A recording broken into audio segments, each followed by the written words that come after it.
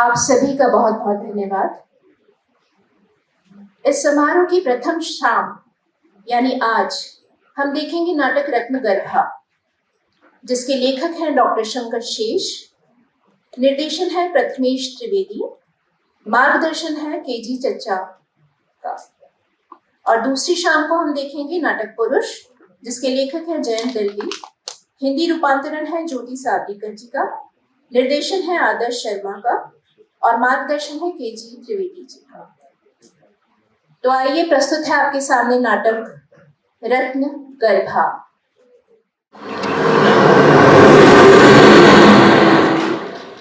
ईला, ईला, मेरी घड़ी कहाँ है? क्या हुआ? घड़ी कहाँ है? ये क्या है? और मेरे मुंह से? ये लो। और कुछ चाहिए? नहीं। तो मैं चाय बनानी चाह रही हूँ। लाओ।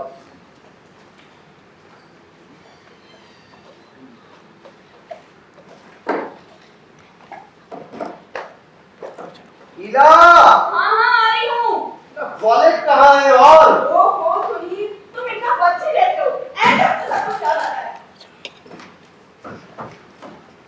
ये क्या है यहाँ? नंदन में कैसे रहोगी मेरे साथ? सच कहती है तुम? लंदन में कैसे रहूंगा तुम्हारे साथ? तुम्हारी ये बड़ी बड़ी आंखों को देखे बिना, तुम्हारी ये आवाज सुने बिना और तुम्हें छुए बिना। ईला, मैं नहीं जाता हूँ ना। फिर वही बात। मैं अपनी यहाँ पर पढ़ाई कर सकता हूँ डॉक्टरी की, तो फिर मैं क्यों जाऊँ बाहर? नहीं नहीं, ऐसे मौके बार बार नहीं आते। और फिर सोचो तो वहाँ से आने के बाद हमारी जिंदगी कितनी बदल जाएगी। अच्छा, और तुम मेरे बिन रह लोगी 2 सालों तक? ये सवाल मुझसे मत पूछो। कुछ ही समय की तो बात है, हमें जीवन भर साथ निभाना। और अगर वहाँ पर मुझे कोई गोरी मेम मिल गई तो? तो मैं तुम्हें छोड़ूंगी नहीं। अरे भाई सुनी हुए क्या तैयार? लो, ये निकलने का समय हो रहा है और मैं भी बातों में लगे। अरे देखो ना, ये ईला मुझे जाने नहीं देती जल्दी। मैं मजाक का वक्त नहीं, चलो जल्दी। तो ये बताओ तुमने सब ले लिया? Boarding pass, visa, passport. Passport तो अंदर रखा हुआ है। पासपोर्ट ही भूल गए, कितने गए थे बता। तुम ये बताओ, तुम्हें जो नियमों के बारे में पता है ना, वो माइग्रेशन में बहुत कुछ पूछेंगे। हाँ मुझे सब पता है। अब तो याद कर लिया सब? हाँ सब याद कर लिया मैंने। सामान कहाँ है? उठाओ सामान। गंगाराम! अरे गंगाराम! आओ उठाओ सामान। उठा सामान। ये लो। जाओ। अपना ख्याल रखो। बाय। अरे जीजा जी, मुंह तो मेरा कट अरे जाएगा। पीछे से नहीं टोकते। करने दीजिए ना। सुनिए, लंदन से मेरे लिए बहुत सारी चीजें लेकर हाँ बहुत सारी चीजें लाएंगे, अभी टैक्सी का भाड़ा अरे लगेगा। दीदी का ख्याल रखना तुम। बाय। बाय। लाइट कैसे चली गई माया? कहीं कोई अपशगुन तो नहीं होने वाला ना? नहीं नहीं दीदी, ऐसी कोई बात नहीं है। तुम रुको, मैं फ्यूज चेक करके आती हूँ। मैं कैंडल। हाँ।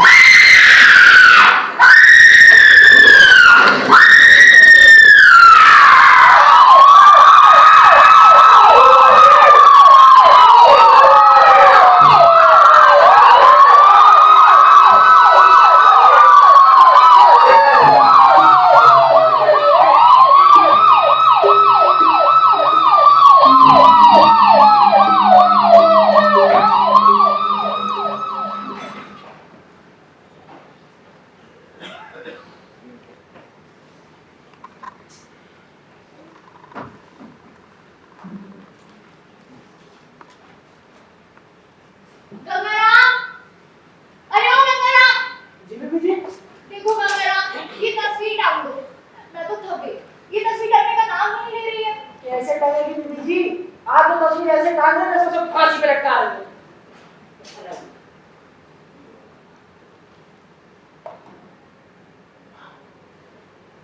एक बात बताइए बीबी जी, आप भगवानों की तस्वीर क्यों नहीं टांगे?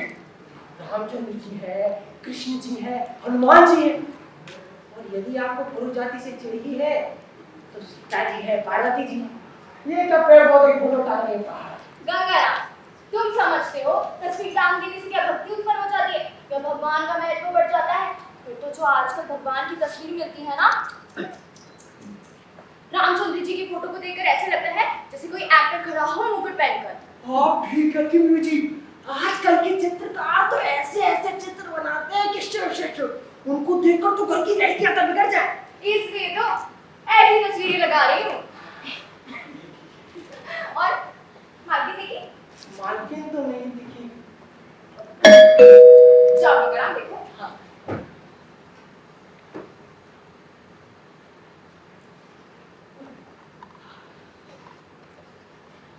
बीबी जी, आत्माराम जी हिंदी फिल्म में आए हैं। हे प्रभु, इस समय ये हिंदी का भूत यहाँ कहाँ से आ हमारा? अब तेरा घंटे भर से छुटकारा नहीं, अपनी उच्च हिंदी से अवश्य बोल। माया देवी हिंदी प्रेमी, राष्ट्र भाषा की चिरसेवक, संस्कृत के तत्सम शब्दों के सबसे बड़े पोषक पंडित आत्माराम जी का प्रणाम स्वीकार हो। प्रणाम आत्माराम जी, आज इधर कैसे भूत पड़े? माया देवी मैं विस्मृत नहीं हुआ, अब आपको तो ज्ञात ही होगा, ये संस्कृत दोहिता हिंदी आजकल राष्ट्र भाषा के पद पर आसीन, तद्भव शब्दों का प्रयोग कर लोग उसे भ्रष्ट कर रहे हैं। बस उसी की शुद्धिकरण का आंदोलन करता हुआ ग्रह ग्रह चक्र में हो रहा हूँ। तो कहिए आत्माराम जी, आज आपने कितना प्रचार किया अपनी उच्च हिंदी का? माया देवी, आज तो मैंने पुरानी सब सीमाएं लांघ दी। अरे हेयर कटिंग सलून का नाम परिवर्तित कर केश कर्तनालय बना दिया, उसमें राष्ट्रीय शब्द जोड़कर उसकी गौरव वृद्धि की। देखिए ना कितना सुंदर लगता है, राष्ट्रीय केश कर्तनालय। उसी हाथी जब एक सज्जन ने उल्लू का पट्टा कहकर मेरी भर्त्सना की, तो माया देवी मैंने उससे निवेदन किया, हे सज्जन पुरुष, यदि अभद्र भाषा ही कहना हो तो उच्च हिंदी में कहो, मुझे उल्लूक का सपूत कहो। ये ठीक कहा। देखिए आपने मेरी उदारता। यही तो आपकी महानता है आत्माराम जी। और क्या? पर ये तो बताइए, हाँ? आपके गालों में उंगलियों के निशान। माया देवी, कोई विशेष बात नहीं। आज प्रातःकालीन बेला में मैं वायु भक्षण कर रहा हूँ। अच्छा, तो आप हवा खा रहे थे। आगे क्या हुआ आत्माराम जी जी? जी कथन करता हूँ। उसी प्रातःकालीन रम्य बेला में एक युवती दृश्यायमान हुई। उस युवती को देखकर मेरा मन हर्षायमान होकर धड़कायमान हो गया। युवती मुस्कायमान हुई और उस युवती से मेरा हृदय प्रसन्न होकर चरायमान होकर स्वर्गस्थ हो गया। ये तो खासी रोमांटिक कथा है, हाँ। आगे बताइए। अब उसके पश्चात माया देवी मैंने उस युवती से प्रेम निवेदन प्रारंभ किया, पर मेरे हतभाग्य उस युवती ने अपने कर कमलों से मेरे मुखारविंद पर प्रहार कर दिया और स्वयं लंबायमान हो गई। ये तो बड़ी दुख की बात है, एक औरत ने आपको पीट दिया। परंतु इसमें कोई त्रुटि नहीं माया देवी। जीवन में किसी स्त्री ने प्रहार की मिसरी क्यों ना हो, प्रथम बार स्पर्श तो किया। आत्माराम जी, हाँ आत्माराम जी, हाँ। मैं पूछ रही थी आप चाय पियेंगे या कुछ खाएंगे? दोनों कार्य एक साथ संपन्न करूंगा। ठीक है। गंगाराम, अरे ओ गंगाराम। देवी जी, आपने पुनः इस दास का आवाहन किया कि आपको ज्ञात नहीं, इस दास का नाम सुनते ही मैं क्रोधायमान हो जाता हूँ। अपने इस दास से उष्ण मनवाने का कष्ट कीजिए। उष्ण भी किया है। अबे मूर्ख दास, तेरी तो किसी बुद्धि में इतना भी स्थापित नहीं हुआ। सुन, उष्ण जल, शर्करा, दूध, इसके साथ ही हिमालय की उत्पत्तिका में पाए जाने वाले पल्लवों का शिशु रूप में आसन, इन्हीं से उष्ण पेय का निर्माण होता है और चीनी के पात्रों में इसका प्राशन किया जाता है। ओहो, अब समझी, चाय पियेंगे। माया देवी, अब कहीं जाके आप मेरी बात को समझे हैं?